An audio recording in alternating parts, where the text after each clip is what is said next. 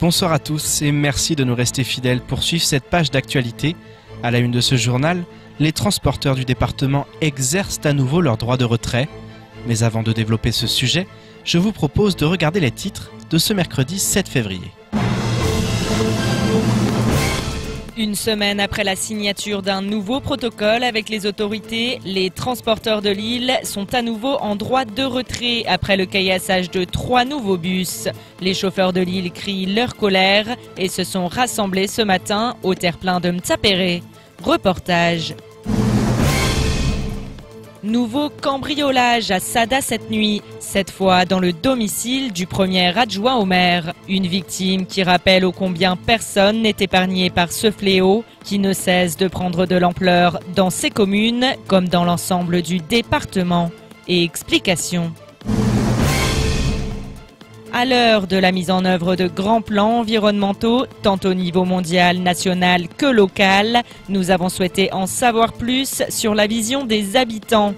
Que pensent les citoyens de Mayotte de la qualité de leur environnement? C'est la question que nous sommes allés poser ce matin à la population mahoraise. Réponse à la fin de votre journal. Il n'aura fallu qu'une semaine avant que la problématique ne revienne sur le devant de l'actualité.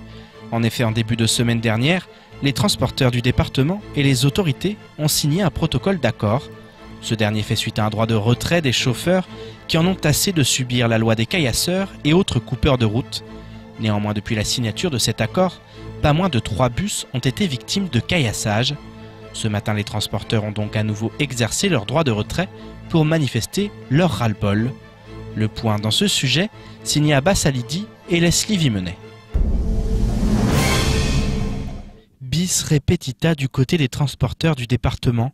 Ce matin, ils étaient à nouveau réunis sur le terre-plein de Mtsapéré afin de dénoncer une série de caillassages, quelques jours seulement, après un document devant faire office de plan de sécurisation des bus scolaires. Le 29 janvier, on a signé un protocole de sortie de droit de retrait.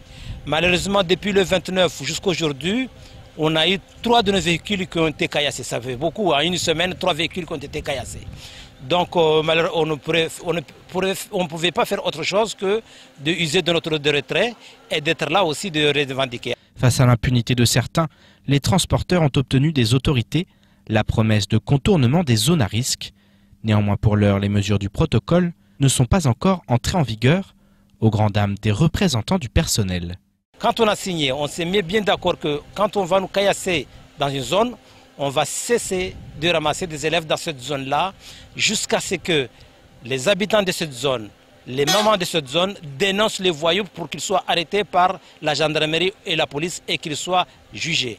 Donc nous, on est là en attendant le plan de contournement. De leur côté, les autorités expliquent que les mesures du protocole d'accord seront mises en place très prochainement, même si c'est également aux représentants de la justice que les transporteurs souhaitent envoyer un message. On attend aussi des sanctions parce que ça continue. Vous savez, la dernière fois où il y a eu des caillassages, apparemment les sanctions qui étaient prises, pour nous c'est des sanctions très mineures par rapport à ce qu'on subit, quoi. Donc on n'était pas trop satisfait de la décision de justice qui a été prise.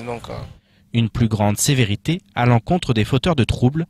La demande n'est pas nouvelle, même si au-delà de la répression, les causes de cette délinquance doivent également faire l'objet d'un travail gargantuesque. Délinquance toujours. Cette nuit aux alentours de 3h45, 2 individus se sont introduits chez le premier adjoint au maire de Sada afin de le cambrioler. Lorsque la victime est sortie pour mettre en fuite les voleurs, il a été victime de caillassage. Bilan plus de 1000 € de réparation et un sentiment d'impuissance face à un phénomène qui ne cesse de prendre de l'ampleur dans la commune. Sous le choc, Antoine Ibrahim a souhaité témoigner, comme pour montrer que personne n'est épargné à Mayotte. Un sujet signé Leslie Vimenet. Ils sont passés par là, ils ont cassé ici, ils ont forcé par un pied de biche pour pouvoir ouvrir la porte. Et puis par la suite, moi j'ai entendu le bruit Je me suis réveillé, ma femme est réveillée. J'ouvre la porte, ils étaient deux. Il y en avait un qui était sur le balustre là. Il y en a un qui était en train de mettre le pied de biche pour pouvoir ouvrir. Donc moi quand j'ai ouvert la porte, j'ai poussé la porte et ça a cogné l'un des voleurs, des cambrioleurs. Puis après, j'ai dit que je vous ai reconnu, je vous ai vu.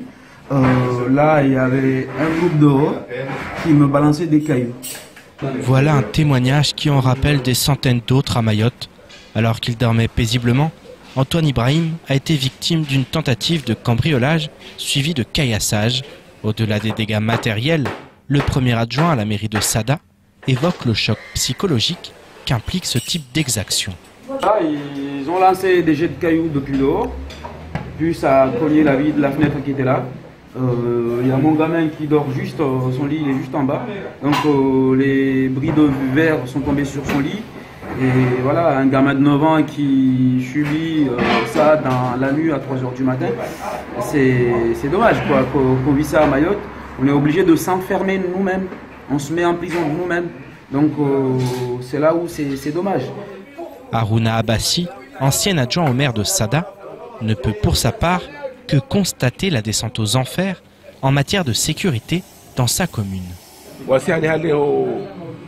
Milengo Afrika ya Mdisha alikuwa lakini za amri ata tobeta mwahakokoma roja wade hali jole hali aka leo mlongo ya shuma na gri uska hao panne shobuwa uwe urenge utonye masembe ya do ebano hali kwa swafu nafasi vizuri, maisha mazuri, kuishi hauzuri, au jamaa, alipovijana vitongo, aliposaidiana kila tongo. Leo kila mtu asuria. Vivre dans la peur sur une île où personne n'est épargné.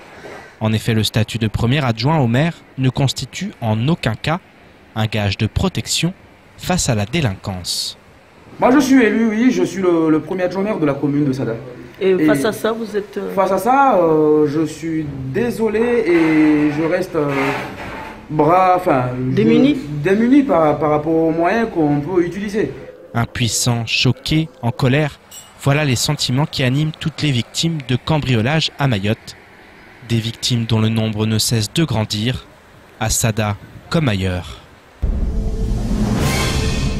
Je vous propose maintenant de faire un petit tour du reste de l'actualité, avec au sommaire le projet Bassi Bangué initié par le maire de Bouéni ou encore l'arrestation de plusieurs agresseurs du jeune Ben Nazek. Le 23 janvier dernier, aux alentours de 18 h 30, Ben Nazek, 16 ans, a été violemment agressé par une dizaine d'individus armés de bâtons, chambeaux et de pierres. Alors qu'il circulait en scooter sur la route nationale 3 à Ajangwa, ses bourreaux l'ont laissé pour mort sur le bord de la chaussée.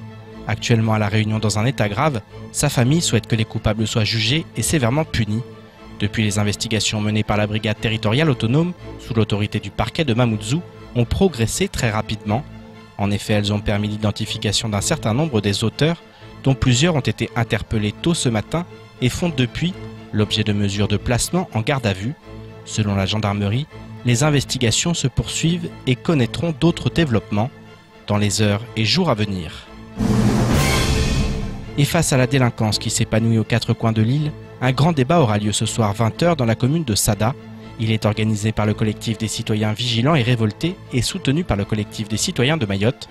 De son côté, le maire de Bouéni lance un appel aux acteurs locaux, associatifs Fundi des Madrassa, maîtres d'écoles coraniques, enseignants, étudiants, employés de la mairie, à venir participer au projet Bassi Bangué. Ce projet compte 3 actions clés, avec tout d'abord une journée de formation qui aura lieu le samedi 17 février de 9 h à 16 h à la mairie de Bouéni. Le 24 février, une marche sera organisée dans la commune pour dénoncer le phénomène drogue à Mayotte. Enfin, le samedi 3 mars, un débat public aura lieu au plateau de Bouéni, en présence des professionnels, des acteurs locaux, des élus et de la population, afin de réfléchir aux moyens à mettre en place pour s'organiser contre ce fléau. Depuis 2012, la direction de la jeunesse, des sports et de la cohésion sociale déploie le service civique à Mayotte. Ce dispositif correspond à un engagement citoyen ouvert aux jeunes de 16 à 25 ans pour une durée variable de 6 à 12 mois. Sur un territoire où les moins de 25 ans représentent 60% de la population, ce dispositif est en plein essor. En 2017, plus de 700 jeunes étaient en mission à Mayotte dans 9 domaines tels que la solidarité, la santé, l'éducation pour tous, le sport, l'environnement ou encore la citoyenneté. Près de 60 structures, collectivités locales, associations, services de l'État accueillent ces jeunes dans le département. Le volontaire engagé en service civique perçoit une indemnité mensuelle non imposable de 522 € net par mois payée par l'État et une participation de l'organisme d'accueil à hauteur de 107 € net par mois. Pour les jeunes intéressés, rendez-vous sur www.servicecivique.gouv.fr. De retour en plateau pour ce 19h et l'interview de ce 19h. On reçoit ce soir le secrétaire départemental du SNUPP FSU Mayotte, Rivo Malala, raconte Audra Vélo. Rivo, bonsoir. Bonsoir. Alors, mouvement aujourd'hui, mouvement de mobilisation. Alors déjà, c'est un mouvement national, il faut le rappeler, que vous avez souhaité suivre. Est-ce que vous pouvez nous faire un petit point sur la mobilisation de ce jour? Au niveau national, en tout cas, c'est exclusivement, enfin en grande partie sur les moyens, parce que là, c'est la période où dans chaque académie, on présente les moyens accordés dans le département, dans les départements, et donc à Mayotte aussi. Et il y a au niveau national quand même, on dit que les moyens ne sont pas suffisants, d'autant plus que il y a cette histoire de CP et de CE1 à 12, des classes dédoublées. La promesse d'Emmanuel Macron. Voilà, et promesse électorale, et qui demande plus de personnel. Mais au niveau national, qu'est-ce qui se passe?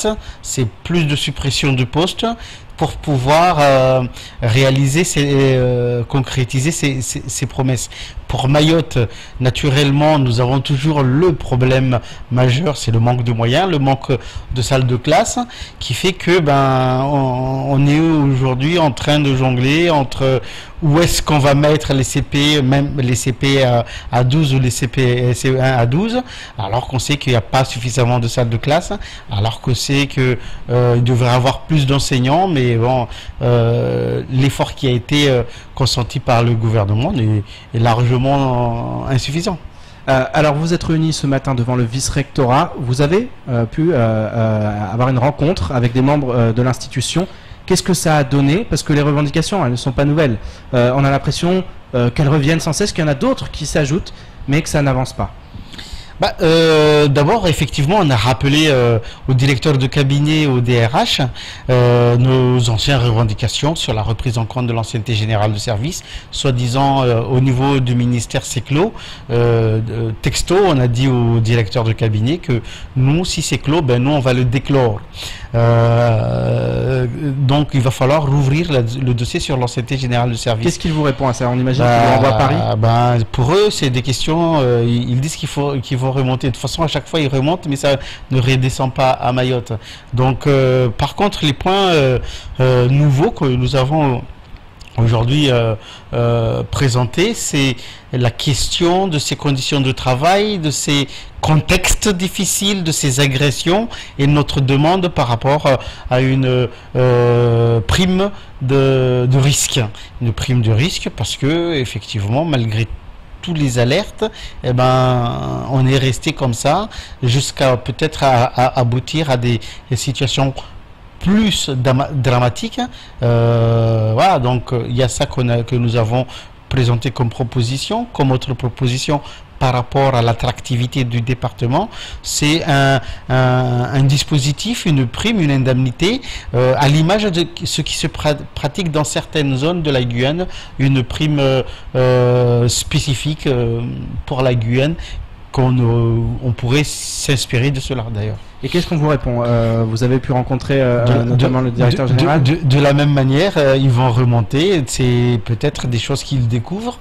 En tout cas, ils n'ont jamais peut-être pensé à ces genres de solutions. Nous suggérons des solutions. Le seul point qui peut-être nous a fait un peu sourire, c'est quand on nous dit que par rapport à la transformation de Mayotte en un rectorat de plein exercice, ils nous disent qu'ils s'y emploient activement. Bon jusqu'à présent, s'ils s'y emploient et que ça n'aboutit pas, c'est que il s'y emploie efficacement, enfin pas efficacement. Justement, Nathalie Constantini, elle a parlé de ça il y a quelques jours. Elle a expliqué que ça ne réglerait pas tout. Qu'est-ce que pour vous ça peut changer ce rectorat? C'est plus de moyens. Donc ça ne réglerait pas tout, je ne pense pas, c'est plus de moyens. C'est une personne qui aurait peut-être plus de bouteilles, plus d'expérience dans un environnement, dans un contexte où c'est plus difficile que dans la très grande majorité des académies. Donc je pense que ça peut être un plus pour Mayotte, en tout état de cause, ne serait-ce que dans le côté management. On est obligé aussi d'évoquer la suite parce que vous l'aviez dit, c'est un premier jour de mobilisation, ça pourrait en appeler d'autres. Là aujourd'hui on imagine que vous avez fait un point. Est-ce que vous allez poursuivre on a été en assemblée générale, pour nous c'est clair, si les collègues ils pensent qu'il faut qu'on continue, qu'on appuie, qu'on obtienne quelque chose, eh ben il va falloir reprendre. Mais avant de reprendre, nous allons par étapes, nous allons rappeler comment les revendications, parcourir officiellement au vice-recteur. Nous allons essayer de voir au niveau ministériel si on peut pas être reçu, en parler, en tout cas faire ouvrir les dossiers, les revendications. À partir de ce moment-là, si ça ouvre, si ça discute, eh ben, on discutera. Et ben, si ça met du temps à discuter, ben, on fera accélérer le processus. Et en tout état de cause, s'il n'y a rien, d'ici aux alentours du mois d'avril, on fera un premier point. Est-ce que le problème aussi, Rivo, c'est pas qu'aujourd'hui, on le sait, pour porter sa voix, il faut une mobilisation forte. Aujourd'hui, il y avait effectivement plusieurs écoles de fermées en raison de cette mobilisation, de ce mouvement, mais il n'y avait pas forcément beaucoup de monde devant le vice-rectorat. Oui, et il y a un manque aussi de soutien des autres syndicats. Vous avez besoin aussi d'une union syndicale, comme c'est le cas dans d'autres domaines que l'éducation. Est-ce que c'est pas ça aussi aujourd'hui le problème à Mayotte? Je ne pense pas que ce soit ça seulement. Je pense qu'il faut démontrer sa détermination. La détermination, c'est pas seulement faire la grève, mais c'est être aussi dans les manifestations, en tout cas dans les manifestations importantes. Deuxièmement, il faut marquer sa détermination sur la durée. Hein, y a quand même... Vous le faites, mais les autres syndicats ne Je ne pense pas que depuis la rentrée scolaire, on ait été de façon durable sur le terrain. On nous l'aurait déjà indiqué. Donc, je pense que là... il faut faire grève pendant des mois, parce que ça a été fait aussi. Je pense qu'il faut attirer l'attention du ministère, du gouvernement. Et c'est ce que nous allons faire. Et si ça ne marche pas, nous essaierons de débloquer par d'autres moyens autres que les courriers. Et si ça ne marche pas, on trouvera d'autres solutions. Mais je pense que c'est pas les idées qui nous manquent, en tout cas au SNIPP. C'est pas les moyens d'action non plus. Mais je pense que effectivement, s'il faudrait qu'il y ait des soutiens, nous avons des élus. Nous avons des élus, mais qui ne sont pas tout le temps avec nous s'agissant des moyens de travail, conditions de travail. Regardez le délaissement qui se passe au niveau dans la commune de Longoni, hein, les écoles sont fermées, ils ne bougent pas. Voilà, il faudrait qu'ils nous suivent, qu'ils appuient nos revendications. Comment se fait-il que les élus laissent perdurer ces situations d'insécurité dans les établissements ou devant les établissements? Pas de réaction, pas d'intervention ferme. Hein. Bon, une réaction sur Facebook, c'est toujours facile, je veux dire, mais ferme par rapport aux agents, par rapport au public, aux élèves, c'est quand même nécessaire. Pour vous, c'est politique, tout ça, c'est politique, et ça doit venir. Il y a le politique, il y a le syndicat, mais aussi le syndicat a besoin de la force des collègues de la même manière. Je pense que les politiques ont besoin de ces populations-là. Un mot aussi, on parlait de solidarité entre les syndicats justement pour s'unir. Aujourd'hui, vous avez fait un geste, vous êtes allé au chevet des grévistes de Maïko qui sont en grève depuis plus de 100 jours maintenant. Ils attendent leurs actionnaires qui doivent arriver demain sur le territoire. Vous avez souhaité aller à leur rencontre, pourquoi? Parce qu'il y a quand même certains gènes. Je suis gêné. Personnellement, je suis gêné par cette situation quand on entend qu'ils demandent quoi, 4% d'augmentation salariale, c'est quoi? C'est même pas 40 euros, hein, c'est à peu près 40-50 euros, allez, on va dire. Pour une entreprise comme Coca-Cola, quand même, il faut arrêter les bêtises. Hein, c'est même pas un camion c'est un camion de livraison. Alors il faut arrêter les bêtises. Mais j'ai entendu aussi qu'il y a des syndicalistes, hein, des délégués du personnel qui risquent un licenciement. Je rappelle ce qui s'était passé à la SOGIE à l'époque, où des délégués du personnel étaient licenciés, et il a fallu aller jusqu'à Bordeaux pour que les camarades gagnent, fassent casser les décisions, les mesures, et puis des grévistes qui se font menacer, qui se font licencier. Où est-ce qu'on va là? Pour 40 euros, pour 50 euros? Je pense que quand même tout le monde aime boire Coca, Fanta, hein, on aime bien, mais à ce prix-là quand même. Mais alors c'est quoi le problème, Rivo? Ce sera ma dernière question. C'est quoi? Ce sont les syndicalistes qui s'y prennent mal? Les non, patrons qui sont tous méchants? Je pense qu'est-ce qui va pas? Je pense que c'est le dialogue social qui n'arrive pas. À Mayotte, pour sortir d'un conflit, c'est pas le plus difficile. D'autant plus que quand on écoute les revendications, les heures supplémentaires, car une augmentation et l'harmonisation des primes, c'est pas là, ils demandent pas la lune, Donc déjà pour faire perdurer un mouvement de grève au-delà de 2 semaines avec ces petites revendications, c'est vraiment, il faut être un mauvais chef. D'accord? Mais là aujourd'hui, effectivement, si ça a pris cette proportion, c'est parce qu'au départ, ça a été mal géré. Au départ, ils étaient méprisés. Et bien, ça prend des proportions quand on laisse durcir un mouvement. Et bien, chacun paye. Mais en tout état de cause, ça ne peut pas être ceux qui réclament leurs droits. D'autant plus que, franchement, c'est ridicule ce qu'ils demandent. Ils ne demandaient pas la lune, ils ne demandaient que des petits droits. Les heures supplémentaires, c'est un droit. C'est un droit. Donc, je pense que c'est un problème de dialogue social, c'est un problème aussi de management, parce que arriver à faire perdurer un mouvement, un mouvement de grève aussi longtemps, c'est que il faut être très très fort dans la bêtise. Merci beaucoup, Rivo, d'avoir accepté de nous répondre. Puis on va suivre dans les prochaines semaines, parce que votre combat, il continue. Ça fait déjà des mois, des années même que vous l'avez commencé. On pense notamment à l'AGS et il va continuer dans les prochaines semaines. On sera là pour suivre et pour voir comment ça évolue. Merci, en tout cas, on va déclore le dossier. Environnement pour clore cette édition, alors qu'hier nous vous parlions du schéma d'entretien et de restauration des rivières à travers la voie de Raissa Andoum, 3e vice-président du conseil départemental en charge de l'aménagement et du développement durable. Nous avons souhaité aujourd'hui connaître l'avis de la population mahoraise concernant la protection de l'environnement et de la biodiversité sur l'île au Lagon. Focus dans ce reportage signé Adèle Laurent. À l'heure de la prise de conscience mondiale sur les enjeux environnementaux, nous sommes allés ce matin à la rencontre de la population mahoraise. Que pensent les citoyens de l'île de la qualité de leur environnement? Quels sont les enjeux de la préservation et de la biodiversité sur l'île au Lagon? C'est à ces questions qu'ils nous ont répondu et les réponses sont unanimes. La protection de l'environnement, c'est toute notre vie, quoi. Mayotte, on va dire, c'est devenu une poubelle.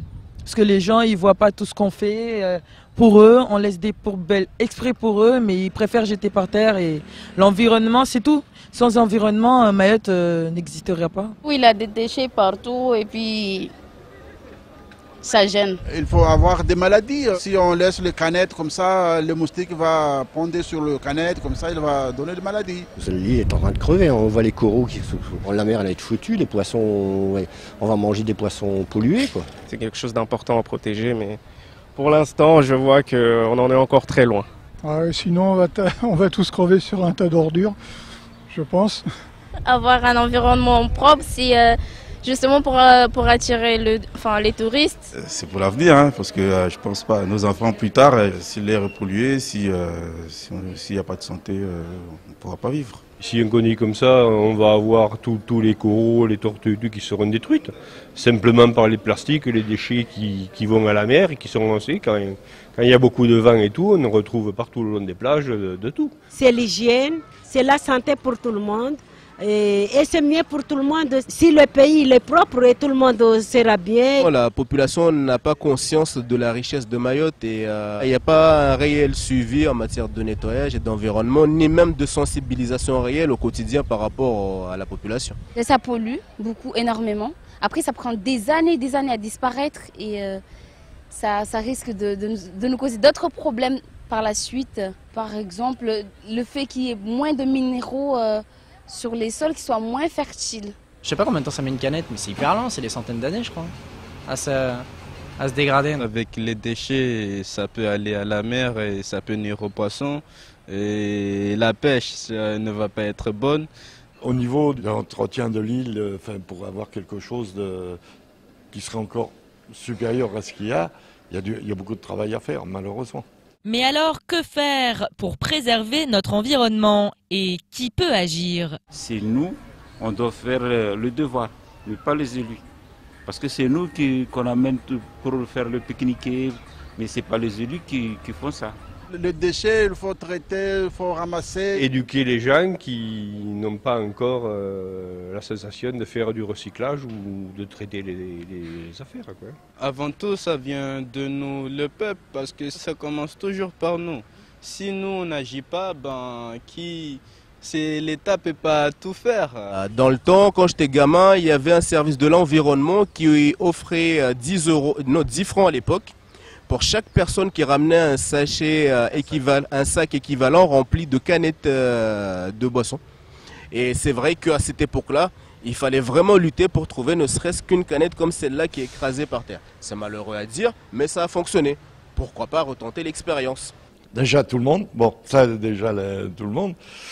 Et je crois que l'État français pourrait faire beaucoup plus de choses. Plus de prévention, je pense. Prévenir les jeunes parce que c'est avec la jeunesse qu'on arrivera à tirer quelque chose de tout ça. Essayer d'être un peu plus économe parce que ça c'est très important. Essayer de voir au-delà de ce qu'on peut faire parce que ça aura des répercussions sur nous et sur la progéniture future, pas que notre génération. Tout le monde, on a tous notre part à jouer. Après, mettre l'accent sur le tri. On trie pas beaucoup ici, que c'est pas rendu facile en tout cas de faire du tri. Mais tu vois par exemple, je sais pas pourquoi on trie pas les cartons ici. Une seule personne ne peut pas faire l'hygiène, mais il faut qu'on s'aide comme les associations, comme les gens qui font pour nous aider, pour protéger et pour faire la propriété pour nous tous. La biodiversité est en effet indispensable au bien-être et à la santé de tous les êtres humains. L'avenir est donc entre nos mains et chacun peut faire un geste pour l'environnement afin que l'île aux lagons ne devienne pas l'île de la désolation.